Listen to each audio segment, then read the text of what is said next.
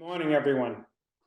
I'm Ambassador James Jeffrey, here from the Wilson Center, and I'd like to welcome you to today's Wilson Center program, Saudi Arabia and Oil, between the United States and Russia.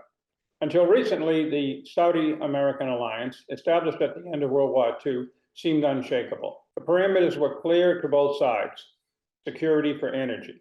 The United States built military bases in the region and supplied the Saudi army with training and equipment and stood ready to intervene in any real crisis. Saudi Arabia, for its part, was committed to supply cheap oil to fuel the economies of Washington's allies in Europe and Asia, eventually even to the United States.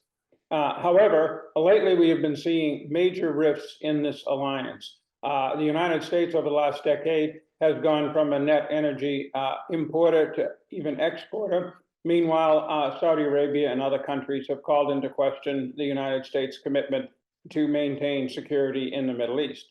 But within the last few years, and particularly with the Ukrainian crisis, we've seen even more dramatic developments. First of all, political issues involving Saudi domestic issues and the behavior of the leadership have soiled the relationship, particularly with the US Congress, but also with the Biden administration. Much more importantly, Saudi Arabia has not acted as the United States and other countries would like to have seen in the Ukrainian crisis. It was slow to condemn Russian actions in Ukraine. Far more importantly, the Saudis did not respond to European and American requests to increase oil production. Most importantly, earlier this month, Saudi Arabia led OPEC Plus to adopt a resolution on production cuts. This panel today, co-hosted by the Wilson Center's Middle East Program and the Kennan Institute, will explore why Saudi Arabia's foreign policy has shifted and what goals Riyadh hopes to achieve. It'll be moderated by our own David Ottaway, a longtime journalist, expert on the region, and Wilson Center Fellow. He'll be joined by Guy Laurent, Middle East Program Fellow, Besma Momami, Professor of Political Science at the University of Waterloo and Assistant Vice President of the Office of Research, and finally, Stephen Kalin, reporter for the Wall Street Journal. Thank you, and over to you, David. Yes, good morning. In addition to what Jim just said, I wanted to further a few other factoids about why this is so important to be dealing with this issue now. The beginning of December 5th, the EU will impose a ban on shipborne Russian oil. And that currently amounts to about 3 million barrels a day. In addition, the EU is supposed to impose a ban on companies issuing insurance to ships carrying Russian oil. And yet, in addition to that, the EU is planning to put a cap on how much the EU countries will pay for Russian oil. Now, nobody knows what the impact of all this is going to be, but it is certainly going to result in a cut in oil exports worldwide. And it's something to keep in mind, and I think it's very timely that we're thinking about this and having this discussion now. Now, why is Saudi Arabia so important? Saudi Arabia, in the first place, is one of the 3 top oil producers in the world. I want to remind everybody that we are dealing today with the 3 top oil producers in the world. The United States is the number 1 with 12 million barrels a day. Saudi Arabia is second with 11 million barrels a day, although it was supposed to start cutting back from that level starting this month. And Russia is about 10 million barrels a day. And together, the 3 countries provide about a third of all oil to the world. So Saudi Arabia is very important to the overall total oil available in the world. Second of all, it has the largest surplus of oil available of any oil producer in the world.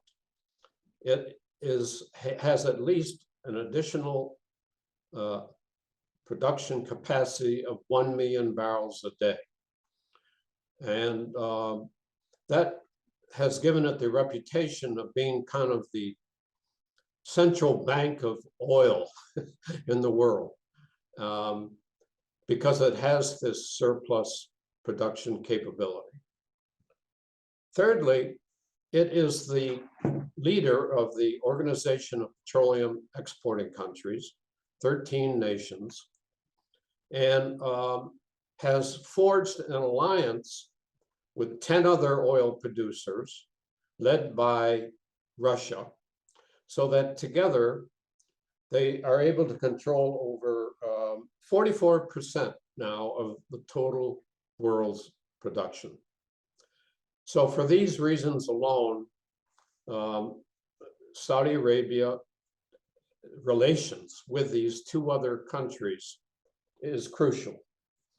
And that's what we're here today to do, to try and understand Saudi oil policy and really what's going to happen in December when the EU bans go into force.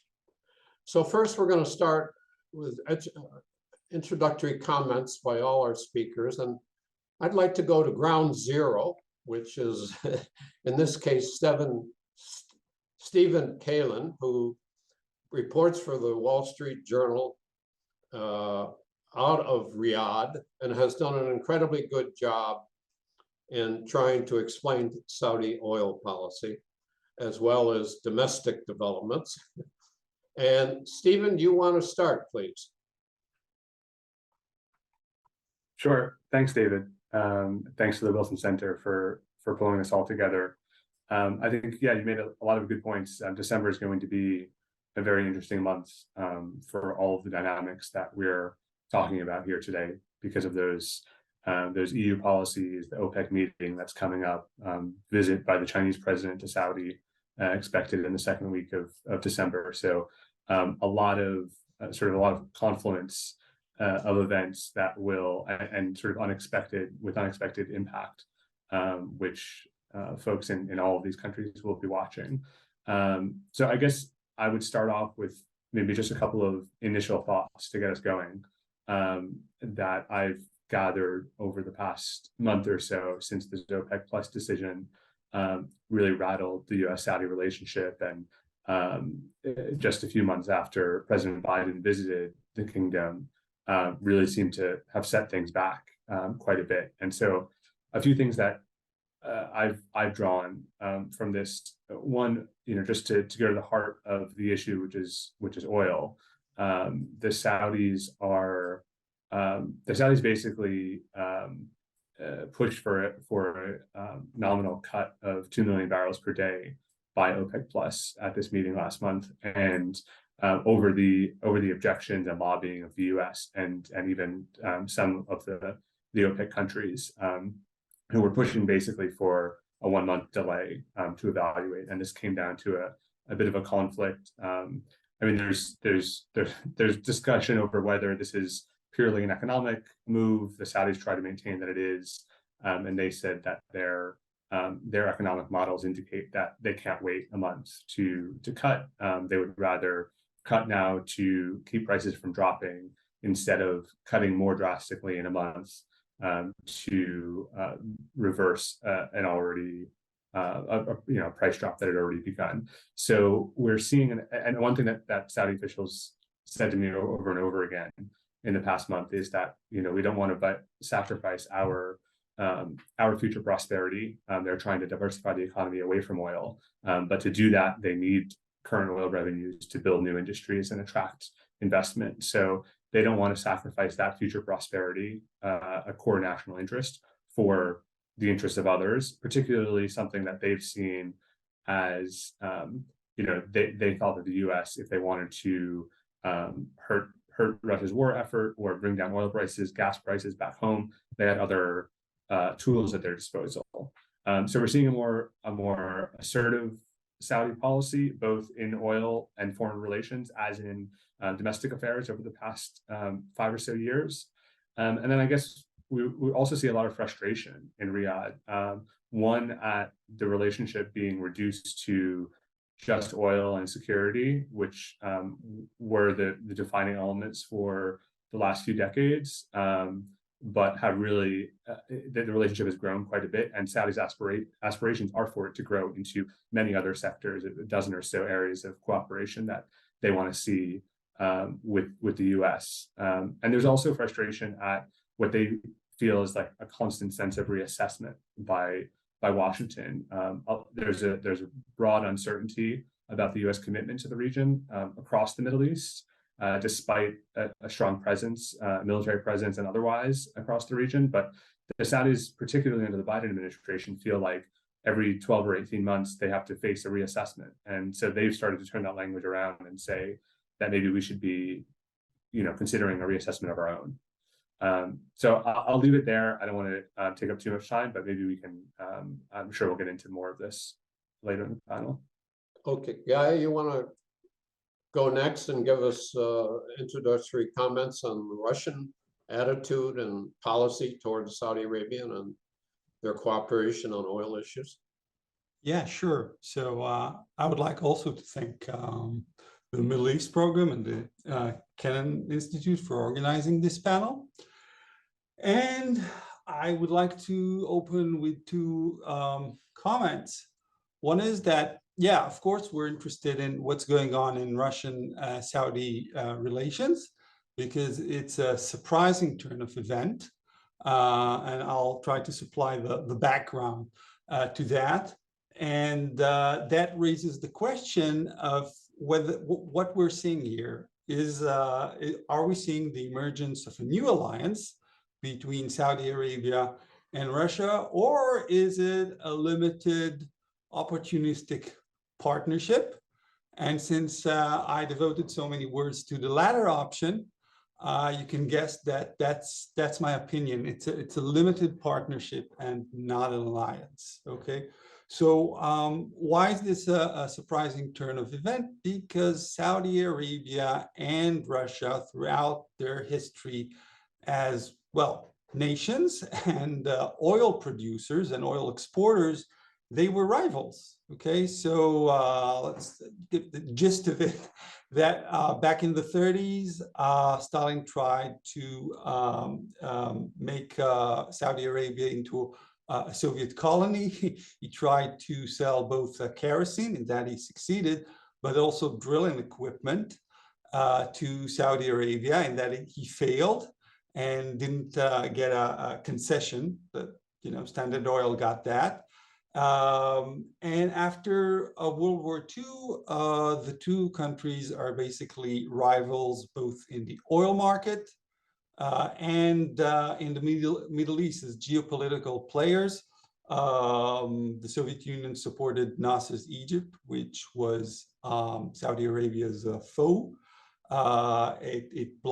Egypt blocked the Suez Canal and then intervened in Saudi Arabia's backyard in Yemen. And when in the 60s and the 70s, Saudi Arabia was able to establish OPEC and make it operational in 73, the Soviet Union, as a big oil exporter, was a free rider. And it sold oil in the world market in prices that were cheaper than OPEC's, but it also enjoyed the rise in prices that OPEC brought about. Under Gorbachev, there was a warming of relations. There were signs that the Soviet Union was thinking about joining OPEC, but then the Soviet Union disintegrated. Finally, during the 90s, the Russian oil industry was privatized. So Russia can't decide how much oil it exports. The companies do that. So it can't be an effective member in OPEC. So that brings us to the Putin era. And what happened is that the more Russia becomes isolated in the world arena, and the more it is sanctioned, it finds that it needs new alliances. And also, in terms of energy, Russia is a bigger exporter than Saudi Arabia, because it also exports coal and processed uranium and obviously gas. But OPEC is the only cartel that can regulate one of those energy products, which is oil. So this is basically why those countries come together. What they can offer to each other is a partnership to regulate oil prices, but they can't offer to each other much else. Russia can't offer weapons or any kind of useful technology for Saudi Arabia.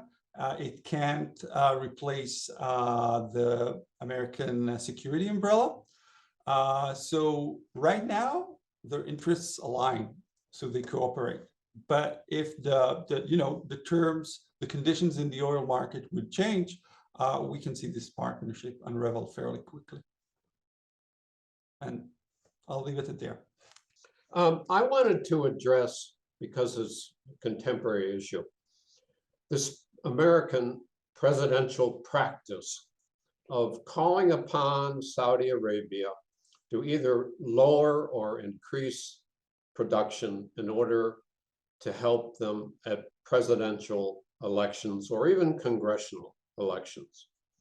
We've just gone through this with Biden, but what really strikes me is that American presidents have been doing this for decades. And I got to know Prince Bandar bin Sultan, the Saudi ambassador here in Washington for 23 years, quite well. And he told me that he dealt with 5 US presidents. He was here from 83 to 2005. He told me regularly in every election, whether it was congressional or presidential, the American president, Republican or Democrat, would call upon them to either lower or decrease Saudi production. And I saw a bit of this myself personally in 1986 when I was traveling or covering then Vice President Bush's trip to the Middle East, where when he got to Saudi Arabia, the main issue was asking Saudi Arabia to cut its oil production because prices had become so low in the United States that American oil companies were really hurting. And so he had a talk with then King Fahd. No promise was made by the king. But after the elections that year, which were congressional elections, OPEC did indeed cut production by 5 million barrels. But it was too late to help out, well, in this case, Reagan and Bush. And the results were, despite Bush's best efforts, that the Democrats won a net gain of 8 seats to recapture control of the United States Senate, taking back that chamber for the first time since 1980 elections. And the Democrats won the national popular vote for the House of Representatives and took a gain of 5 seats and keeping control of it. So this was a wonderful example of asking the Saudis to help, and it had no effect. More recently, and I want to start when I say more recently, the Trump administration. President Trump twice tried to get the Saudis to either increase or decrease their oil production. The most recent time this happened was in just as COVID was hitting. And at the same time, the Saudis flooded the US oil market because they wanted to put out of business the new American oil companies involved in the fracking of oil, which was a new technology and which has explained the enormous increase in US oil production since about 2010. I mean, we've more than doubled it. And so the Saudis were taking advantage of a feud with the Russians about oil prices to also try to put American fracking companies out of business. And actually it succeeded, because for the first time in history, oil prices went negative for 2 or 3 days. In April 2020, they got down to about minus $37.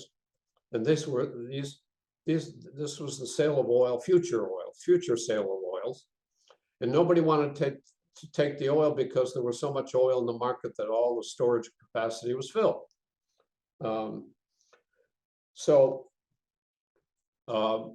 Republicans really got upset about what the Saudis were doing. Republican senators started sending letters to Mohammed bin Salman and talking to the ambassador here, and really put a lot of pressure on. As it turned out, in fact, OPEC did cut oil massively, and it's hard to tell whether it was COVID or the pressure from the White House and Congress, because the two were happening simultaneously. But OPEC Plus cut oil 9.7 million barrels a day. And Trump was doing this because elections were coming up in November and his own future was at stake. Well, we all know what happened. Trump lost, even though the prices of oil were cut from about $75 to $50. That made no difference. Now we have the latest example of Biden doing the same thing. And he was so desperate to get gasoline prices down that he swallowed his pride and traveled to Riyadh in July and gave up his pariah policy. He publicly said he was going to turn Mohammed bin Salman, the crown prince, into an international pariah in retaliation for his authorization for the murder of Jamal Khashoggi, Saudi journalist, in the Saudi consulate in Istanbul. So he gave that up. He went, they did this, fist bumping, which seemed to be a sign of reconciliation. And Biden thought he had a deal with the MBS that they would raise production, and we'll discuss this later, I think. And it turned out that none of this was true. And instead of decreasing or increasing oil production to help Biden, the Saudis have gone systematically about increasing the amount of cut of oil to include 2 million barrels a day, a decision taken at OPEC in early October. But did it hurt Biden that prices, the gasoline pump stayed high? It doesn't seem so. At least there's been no red tide as a result of the current elections.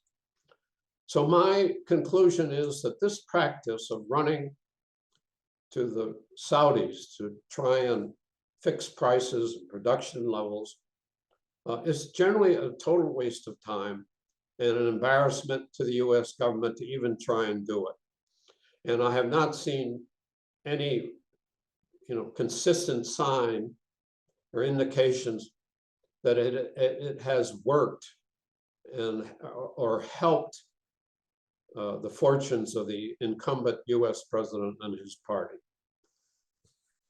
Thank you. And now I'll ask Besma, who's going to look at the wider.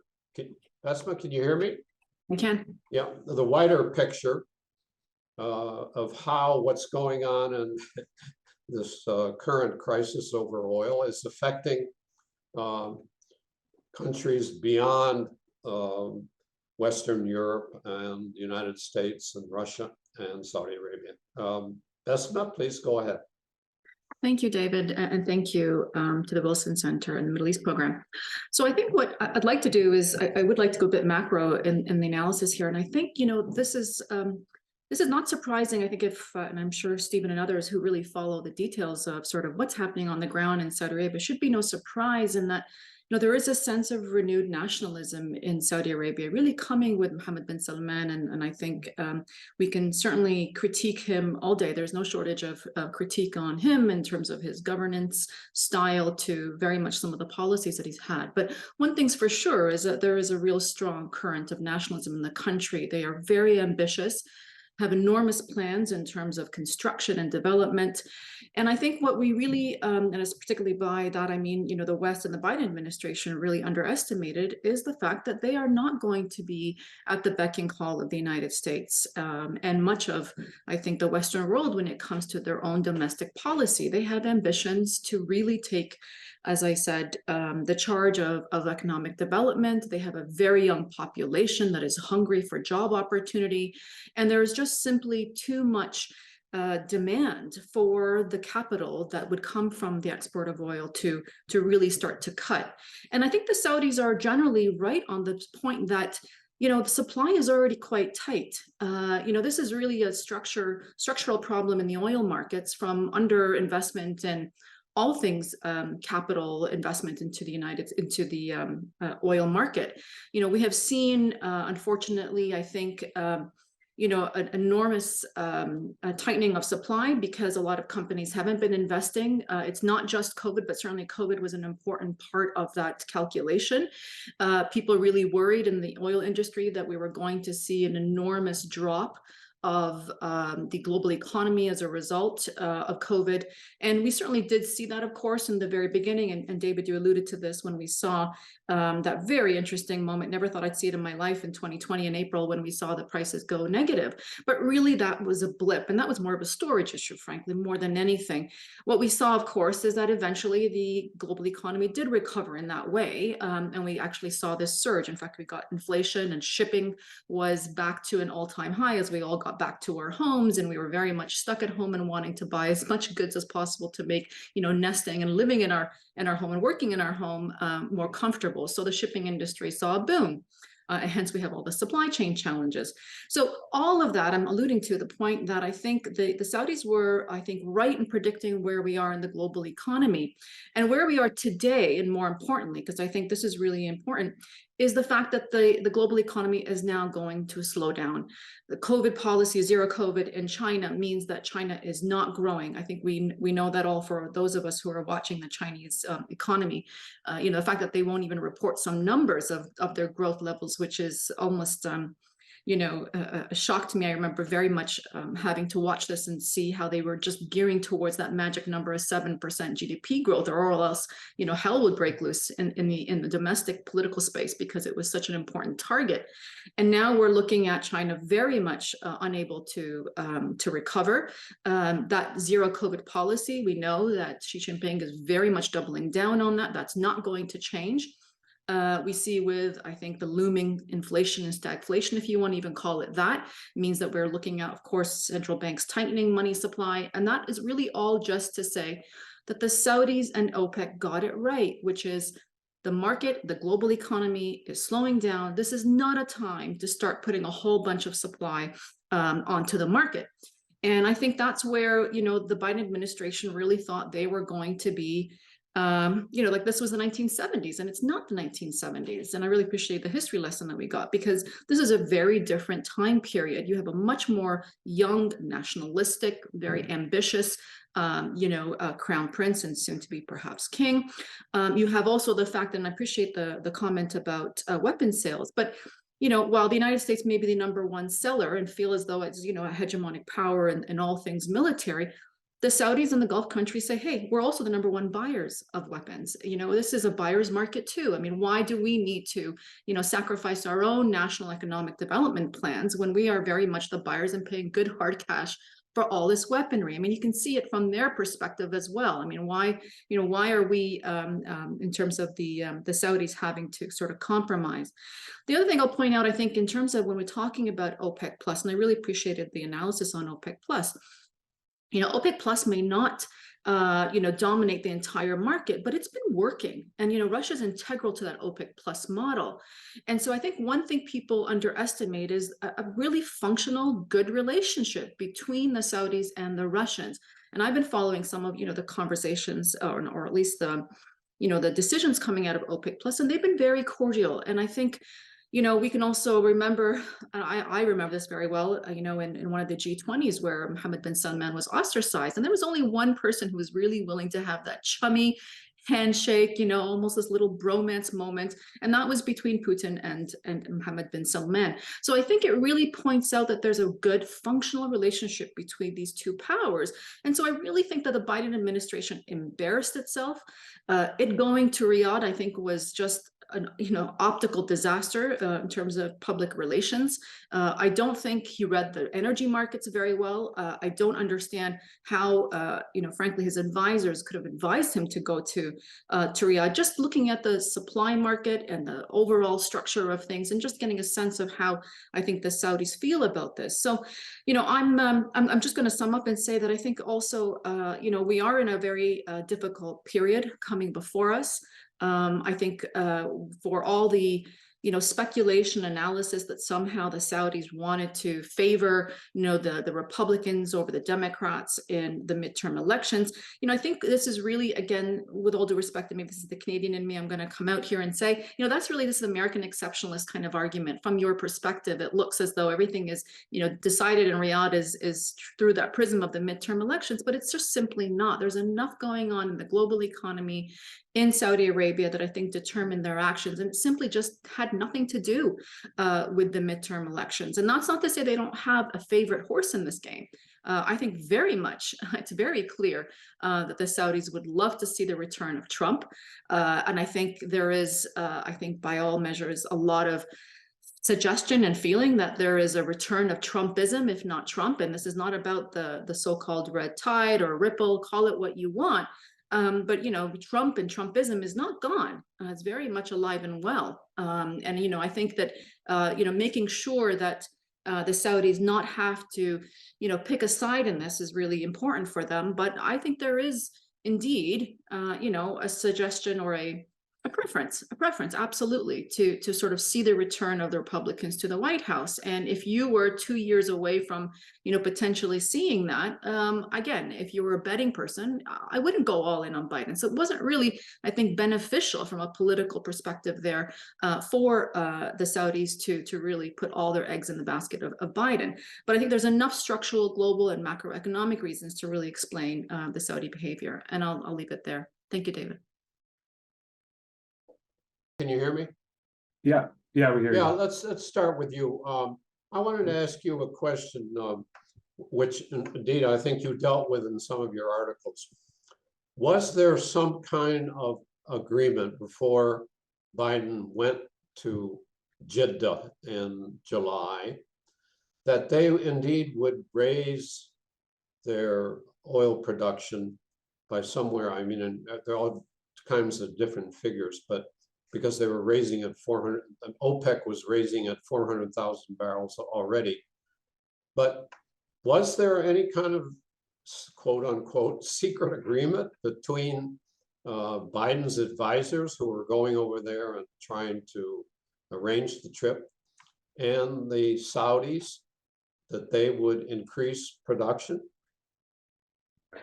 It's a really good question because I don't think I was one of the things that I wanted to I wrote down as I was listening to everybody else's comments was that something that's marked the U.S.-Saudi relationship recently, especially recently, has been miscommunication and misunderstanding, both between Riyadh and Washington, and often I think inside of Washington and inside of the administration. And I think that what I chalk that up to is, very basically a difference of position, of opinion and position inside. There are advisors to the president who are looking at some of the market dynamics that Basma so eloquently talked about, and sort of saying, looking at reality and saying, this is what needs to happen, this is what we can expect, this is what's reasonable, very realpolitik, and another faction that constantly has their eye on domestic politics, on the elections, on the price of gas, and so views everything through that prism and provides advice to the president through that prism. They're involved to various degrees in these sorts of preparations for the trip. I don't know that there was ahead of time. I know there were months of back and forth between the Saudis and the Americans on preparing the trip. It almost didn't happen several times. It got delayed for a month. And then there was all this kind of silly talk about how they're going to meet each other. Is it going to be a fist bump or a handshake or whatever? There was lots of thinking went into the optics. And I'm sure that a lot of it went into the energy conversation as well, which is sort of couched in this language of energy security, to avoid saying, we're going there to ask them to pump more oil. And I think there is some truth to the fact that it is a bit more complicated than just, we want you to pump more oil for the next month, although that may be one of the interests. But I think what what we've reported is that, especially after the trip, there seemed to be an understanding. I mean, the Americans were saying in Jeddah, I was there when they were briefing reporters on, nothing specific, but we think they heard us and we're expecting good news in the coming period. Whereas the Saudis were briefing that, we'll continue to watch the market and make adjustments as needed. We've been doing this for decades. We're the best in the world at this. So trust us when we tell you that we will make sure that demand and supply are balanced. And even in that moment, it didn't seem like they were hearing each other. That the administration came back thinking we're going to get 500,000 barrels. That quickly dropped down to 200,000. Then it was 100,000 in the first OPEC Plus meeting back in August. And there was I think, some genuine miscommunication, because we know that people in the administration were upset with the Saudis and saying, we thought that this isn't what we thought we agreed on. And so there continues to be this, and I think now maybe both sides have gotten the picture that they really weren't hearing each other. And so I think there is although in the response to the OPEC Plus decision, I think we saw more of this kind of, the Saudis were very surprised at the intensity of the American response, at the rhetoric used of you're siding with Russia. The Saudis were expecting, they knew that the Americans were going to be upset because they had conversations about this ahead of time, and the cut was deeper than anybody was expecting. But to go ahead and say you're siding with our enemy was a few steps further than the Saudis were expecting. They were expecting, we're disappointed, we're frustrated, we're upset, whatever. But this really, I think, pushed the Saudis and then into the responsive statement that they gave, very defensive, which I'm told is also watered down. The original statement was much more aggressive. So we got quickly into this sort of war of words. And now that the midterms are done, President Biden has said, he was going to wait until after these elections to consult with parties of Congress and consider a retaliatory action, which could have just been a stalling technique so that he doesn't actually have to take a firm decision on this after sort of this eruption last month. But with everything happening that we talked about at the beginning in December, the market is there's a lot of uncertainty about where the market is going. that we're clearly heading towards a lot of people think we're heading towards a recession next year. What happened in December, could potentially accelerate that. Guy, I have a question for you on Russia and Saudi Arabia and where this relationship is going.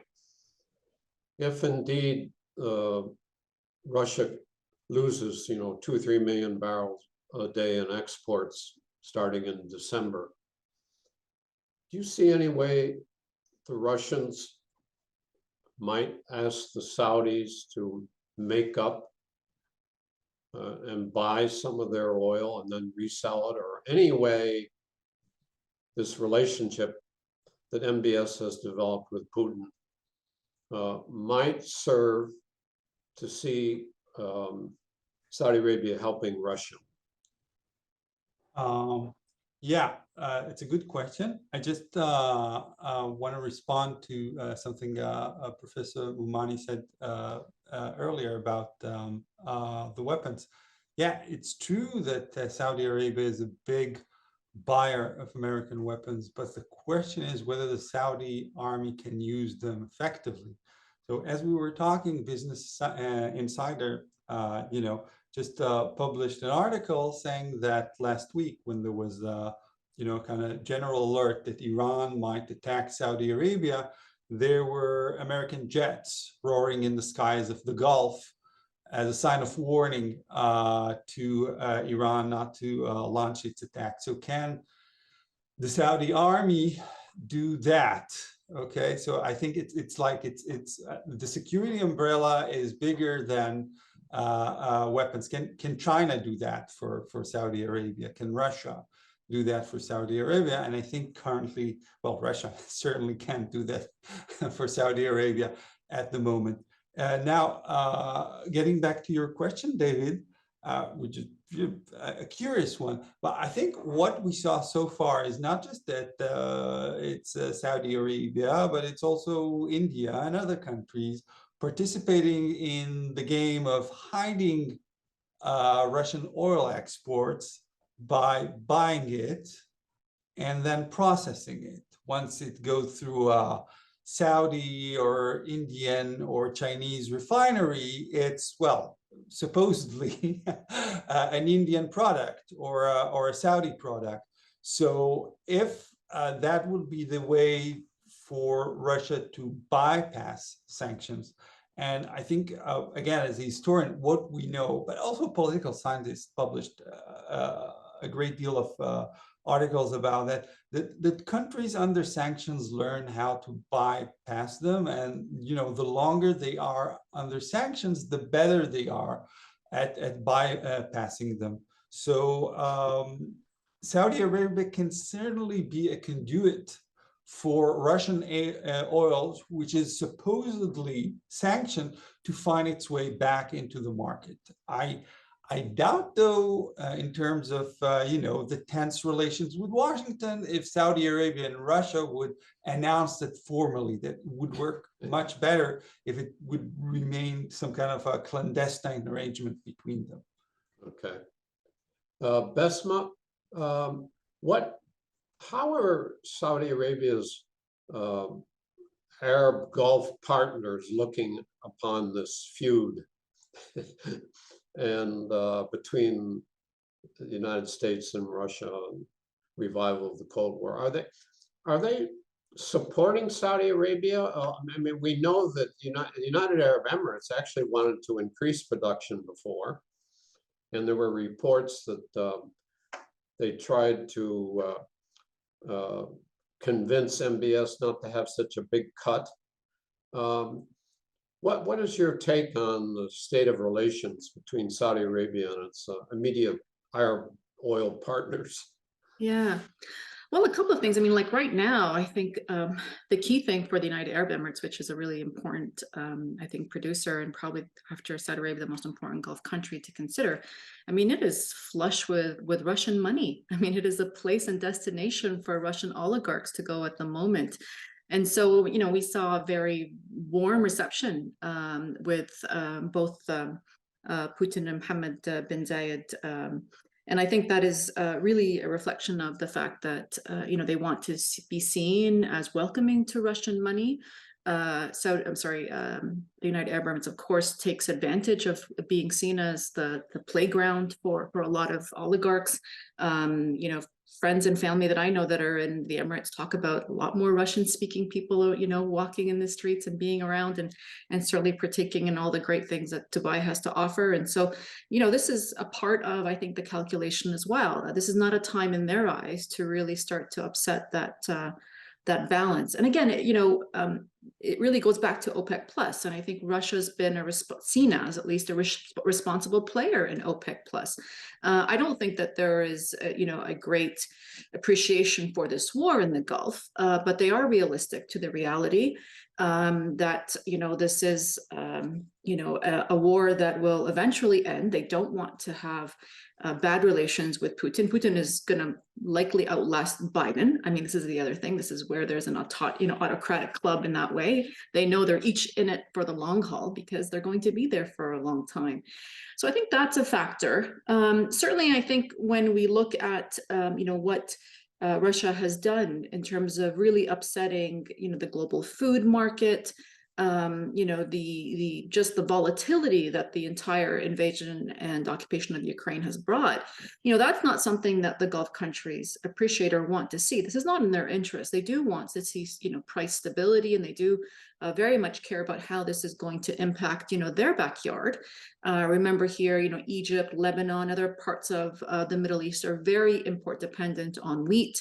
And of course, Ukraine and Russia are the prime sources of wheat exports. And so this is not something that I would say really benefits their broader geopolitical and regional interests. They really do want to see stability in the Middle East in that way. And certainly, I think Egypt is the prime consideration here. Both the UAE and Saudi Arabia keep bankrolling Egypt, and Egypt is, I think, teetering on economic collapse. It's a really desperate economic time. And so this is not going to be something that they appreciate. So there's a lot of concern. I mean, I don't want to minimize what is the Gulf region's concerns about Russian behavior. And I don't think they in any way endorse or really appreciate this invasion and war.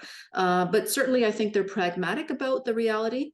And one thing I will also point out, and this is that at least they do feel that Putin is going to live up to what he said he's going to do. I mean, there is this unfortunate respect for Putin in that way.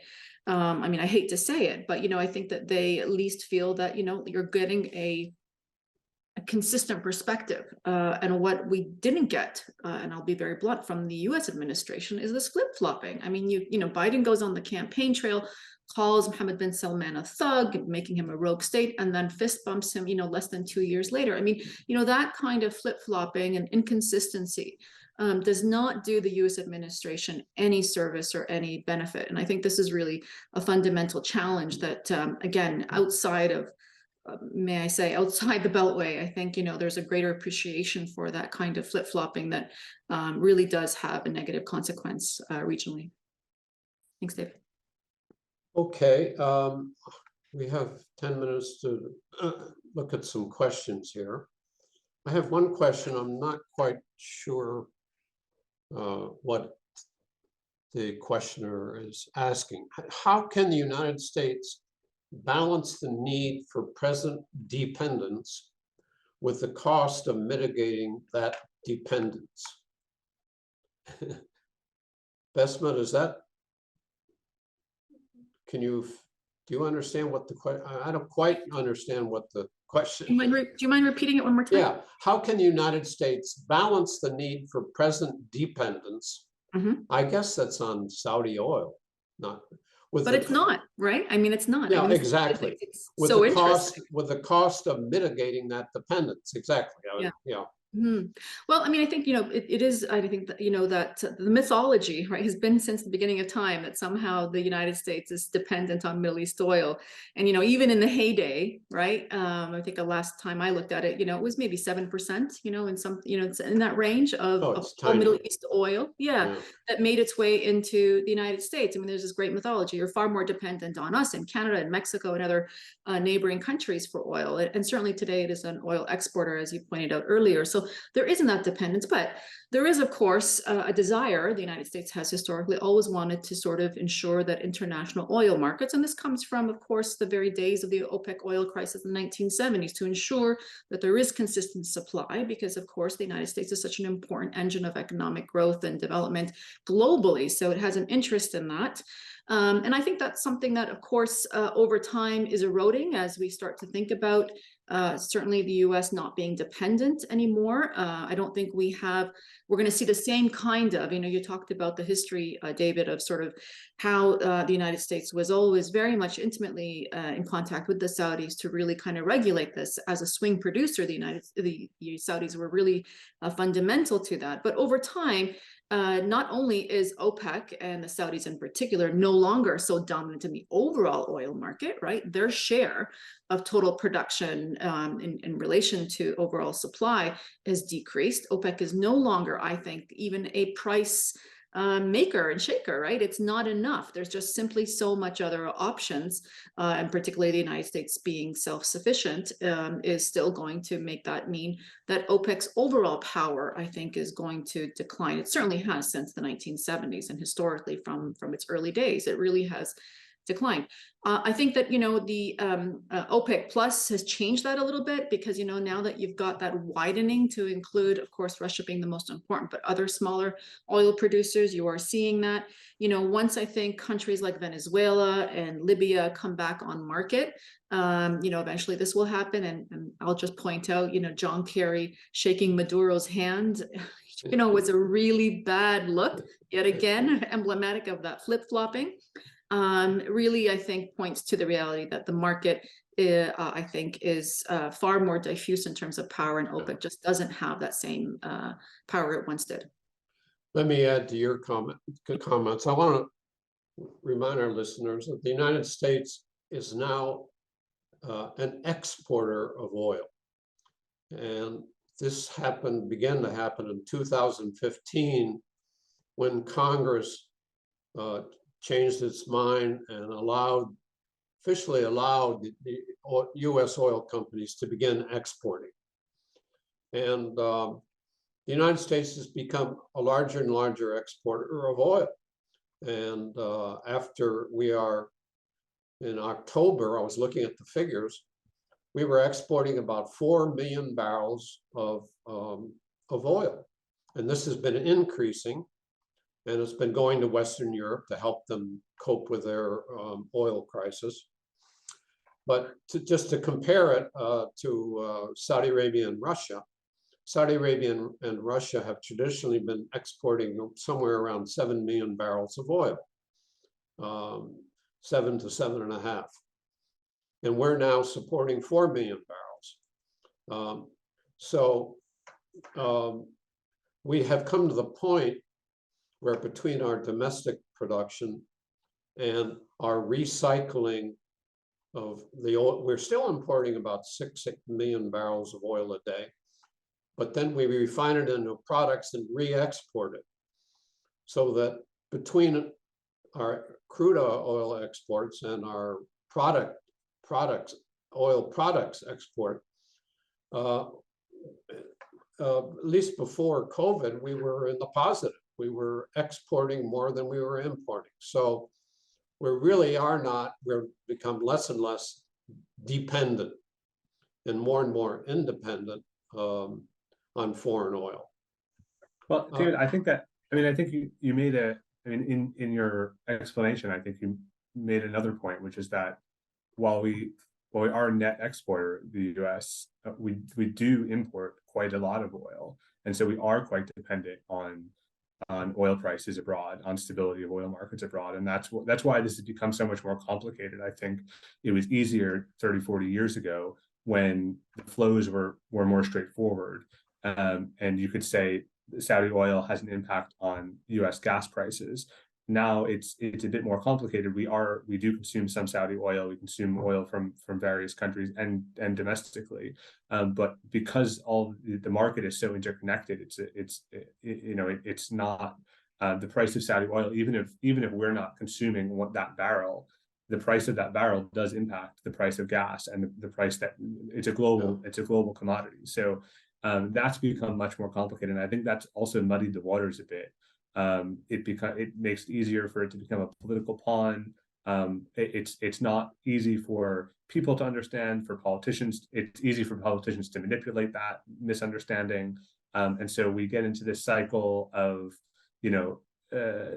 politicians in Washington say one thing which is a bit divorced of the economic reality, and the Saudis are able to say something which is also a bit divorced from reality, which serves their purposes, and so we get into we're not really talking about what's really happening, and also the relationship, because of those changes, the relationship itself is that the foundations upon which the relationship was founded are shifting, and the same goes for some of the military dynamics that Guy and Busman were talking about. But I think we should remember our dependence on Saudi oil has plummeted. We had traditionally been importing 1.5 million barrels, somewhere around 1.5 million barrels a day for a long time. And we're now down to importing, it's like 300,000 barrels, 400,000 barrels, but it's, we're down to a third, less than a third of what we used to get from Saudi Arabia itself. So our dependence on Saudi oil alone has plummeted tremendously. Anyway, we have 2 minutes left in our conversation here. I'd be interested if in 1 minute each, 2 minutes each, what you all are predicting might happen in December when this embargo of Saudi oil by the Western European, by EU, takes place. I know this is a really difficult question, but Stephen, you want us to do the same order you spoke. Stephen, you want to go in 2 minutes, 1 minute. Yeah, I mean, I'm not gonna try to predict what all these sort of countervailing market forces are gonna result in.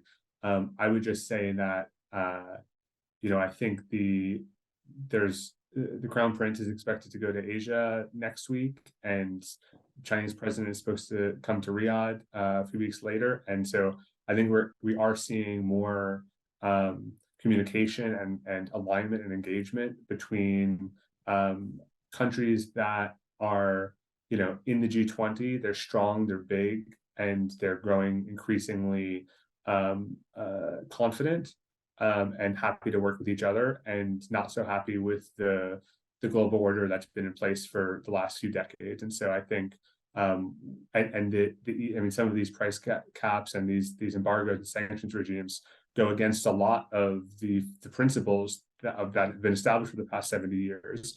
And so in some ways it's kind of ironic that the Western Europe and the US that put these things in place are sort of going back, instituting policies that go against those principles, and other countries that haven't been happy with it are looking to each other for alternatives. Okay.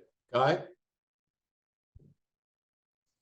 There's this saying that it's very hard to predict what will happen, especially in the future. And we have seen the prices of oil oscillate dramatically in the last 2 years. But if all conditions stay the same, I don't think there would be a dramatic development in the oil market in December. I think most of the players have factored in this development. Stocks of gas, for example, in Europe are high, so they're well prepared to what will happen in December. If, going back to your previous question about how Saudi Arabia and Russia might bypass those sanctions, maybe that arrangement is already in place. So you'd think nothing, you know, extraordinary will happen in December, because all the players have gone into position that would allow them to, you know, deal with that. Esma? Well, I'll just say that, you know, I mean, take a look at Russia today. Russia is not hurting. You know, its export volumes have gone down, but prices became so high as a result of all of these constraints on taking Russian oil. And not to mention, there are plenty of customers that are still taking Russian oil: China, India, Turkey. You know, the Greek shipping are just taking it, and you know, away they go. And I'm sure there are some interesting measures like preventing insurance of those shipping that is, you know, somewhat affecting things. But the point is, you know, the price of oil is, I think, still going to remain high. And if the Americans and others, the Europeans in particular, you know, really try to tighten the market, law of supply and demand means that the prices are just going to go up. So they're just going to get more for their limited supply. And I think this is really just counterproductive, sadly. I don't think it's really going to hurt either Saudi Arabia or Russia and others. Okay, well, our time is up, and I want to thank you all for a really interesting, lively debate about oil, Saudi Arabia's role in the current situation. And thank you all for coming. And we'll wait for December with bated breath, and early December, and see what both OPEC and the EU do. I find it interesting that OPEC is meeting a day before the EU sanctions are supposed to begin on the 5th. I think OPEC is meeting on the 4th. And you would think they would want to wait and see what, you know, develops in the EU after the EU takes these steps to ban Russian oil, but that's not what's going to happen.